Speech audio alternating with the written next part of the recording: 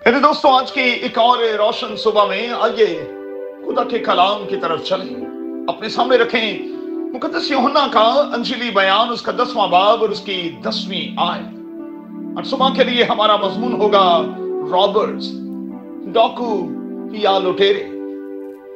दुनिया में दो तरह के डाकू पाए जाते हैं। एक वो जो आपका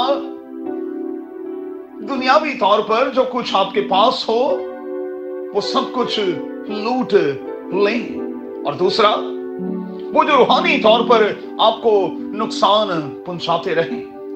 हमारी मौजूदा आयत के मुताबिक इब्लीस का काम क्या है? चुराना, मारना और हलाक करना। अच्छा, चलें आज मैं आपको कुछ ऐसे डाकुओं से मिलवाता हूं जो हमें बहुत नुकसान देते रहे हैं और दे भी रहे हैं। मुमकिन है कि आप शायद इनको ना तो जानते हैं ना पहचानते हैं। पहला, खौफ का डाकू। खौफ हमें पैरालाइज कर डालता है। इसमें मुब्तला होकर हम किसी काम के लायक नहीं रहते। खौफ एक ऐसी शय है जो एतकाद को, ईमान को खा जाती है। इसीलिए बाइबल मुकद्दस में 365 बार आया है, खौफ ना खा, हिरासा ना हो, मत डर, मैं हूं। दूसरा, बेएतकादी का डाकू। ये डाकू टीम बनाकर काम करता है, खौफ के साथ मिलकर अक्सर काम करता है। खौफ ईमान को, एतकाद को खा जाता है तो बेएतकादी इस पर मट्टी डाल देती है, गोया के उठने के लायक नहीं छोड़ती। इसका शिकार होकर हम अफेक्टिव नहीं रहते। इसमें मुब्तला होकर हम सोचते हैं कि किसी को मेरी परवाह नहीं, कोई मेरा नहीं, किसी को मेरा ख्याल नहीं। मेरा ख्याल है कि मुझे क्विट कर जाना चाहिए, यहां से हट जाना चाहिए, इसे छोड़ देना चाहिए। तीसरा डाकू है डाउट, यानी शक।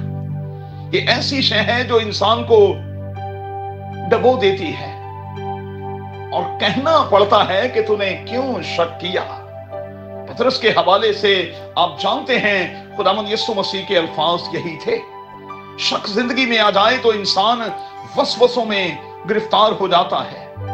वो जीत कर भी खुशी महसूस नहीं कर पाता, वो कुछ पाकर भी यही तासुर दे रहा होता है कि कुछ खो गया है।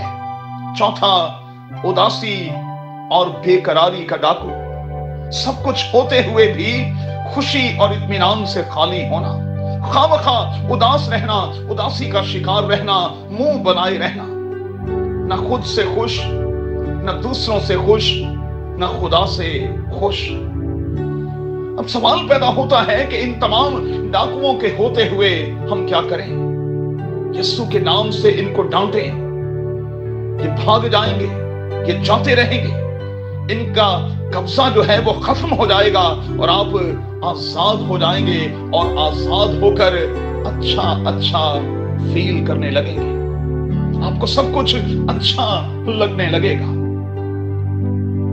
मूड की कैद से जब आजाद हो जाएंगे तो फिर कारकर्दगी बेहतर और शानदार होती चली जाएगी। तजर्बा करके देखें।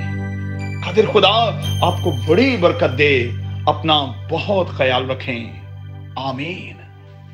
If you want to see more content like this, make sure to like, share, subscribe, and hit the bell notification so you don't miss any new videos.